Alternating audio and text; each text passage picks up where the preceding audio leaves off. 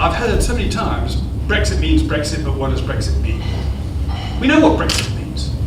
Brexit means taking back control of our laws, our money, and our borders. How long will that process be? It's laid down in the Article 50 of the European Treaty, the Lisbon Treaty, that the process can take up to 2 years or longer if there's unanimous agreement of all 28 countries. But 2 years essentially. That's a purely arbitrary figure. There's no explanation why it isn't 2 months or 5 years or whatever. I'm hoping that we can treat that as a maximum rather than a minimum, and that we should be hoping to do it quicker if we can. It took barely 2 years to negotiate and implement all the changes we had to make in order to join the EU, and that was far more complicated. We had to introduce value-added tax, we had to abolish imperial preference and tariffs, and introduce the whole EU tariff system, to change our system of financing, farming, and a whole load of other things. So this process is rather easier. And the first decision we have to make is how do we get back control of the laws? And what we do, paradoxically, is we pass a 1 or 2 clause bill saying all existing EU law and regulations shall henceforth be UK law. We will then be in a position to change those laws we want to repeal some, to improve others, to amend, as we wish. But we'll do that in an orderly fashion afterwards. We won't go through all the legislation that exists and say, are we going to keep that or remove that or change that? So there'll be a simple process, and that's precisely what India did when it became independent. It incorporated all British imperial law in Indian law. Being rather slow in India, they didn't get around to changing any of it in 10 years. But other countries have done effectively the same thing. And the second important decision will be to give certainty to all the European citizens who are here under the exercise of their existing rights of residence and work in the UK. Now, when we take the decisions we can, we narrow it down to the relatively few matters which are matters for negotiation. Central to that, obviously, is what our trade relationship should be with the EU when we're out of the EU. So there are only 2 realistic options. The first is that we trade with our European partners on the basis of applying WTO tariffs to each other's goods. So, well, not to tariffs themselves, but to each other's goods.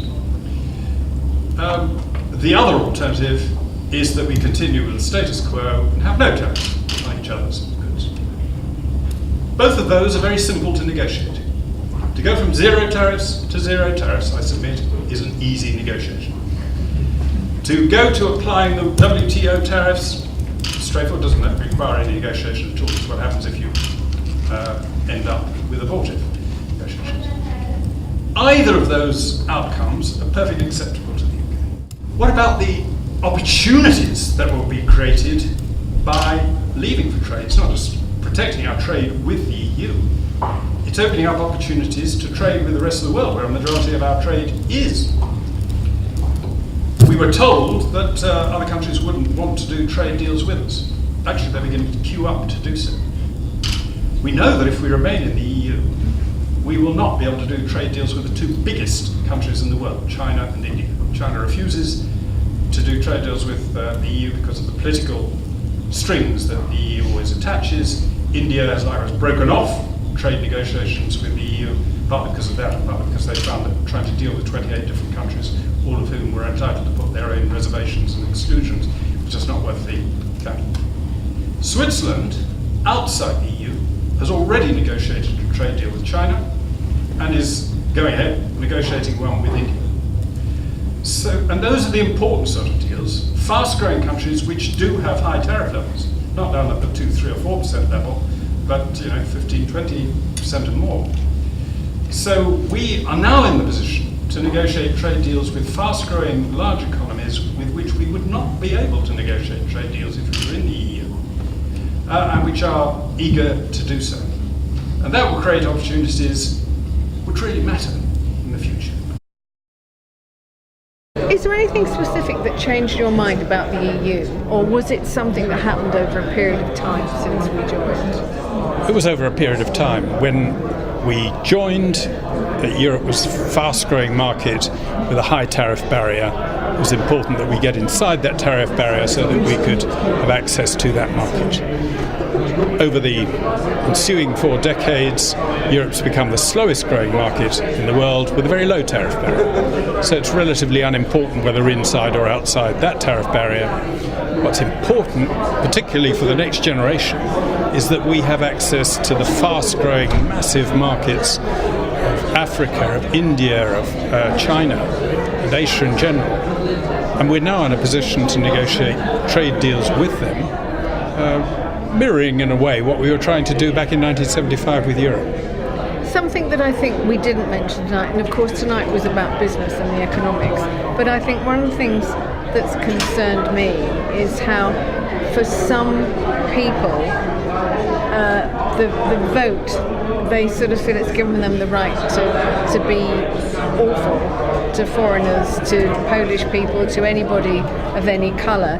Is that a debate that's sort of ongoing in Parliament a lot about how you can sort of prevent a rise in the racist side of Well, racism is appalling and unacceptable at any time.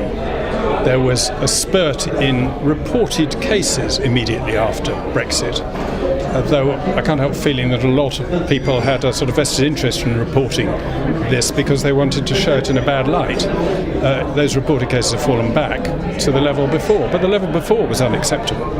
Any racism is unacceptable, and we shouldn't sort of pretend that it is created by a vote. It's created by some unfortunate attitudes from some people, and we should be trying to educate and persuade them out of it. But were you very shocked by the decision, or were you always confident that the leaders would actually win? No, I was sure that my side would lose. I went to bed in gloom and doom and woke up to delight and joy. What feedback have you had from your constituents? I don't know the actual percentage, but I believe particularly Hertfordshire, and I think businesses in Hertfordshire were on the whole quite strong Remainers, and I wondered if that was the same for your constituents in Hitchin and Harpenden, and whether you've had to talk to them a lot about your views on leaving and actually win them over. Oh, certainly the results for St Albans district, half of which is in my constituency, was something like 63% voting Remain, and for North Herts district, half of which is in my constituency, 54% were for Remain. So probably a majority of my voters were for Remain. But actually, surprisingly, in the business community, when I had debates, it was evenly split before the election, and I imagine that was true after the election, after the referendum. Yes, I had a lot of letters and correspondence immediately after the result from people who were disappointed at the outcome, and I've had to correspond with them. But I think there was simply a shock because a lot of them were just assuming that their view would prevail and were almost insulted that it didn't. But nobody has a right to win a referendum or election, and people adjust to it. Tonight, I thought, showed that people are now moving, however they voted, to looking at how we do this in the most sensible way, how we exploit the opportunities and minimise the difficulties. The biggest difficulty I see is a prolonged period of uncertainty, so I want to speed the process up to reduce that period of uncertainty, and then we can enjoy the upside as well as worry about any costs that are involved. Good.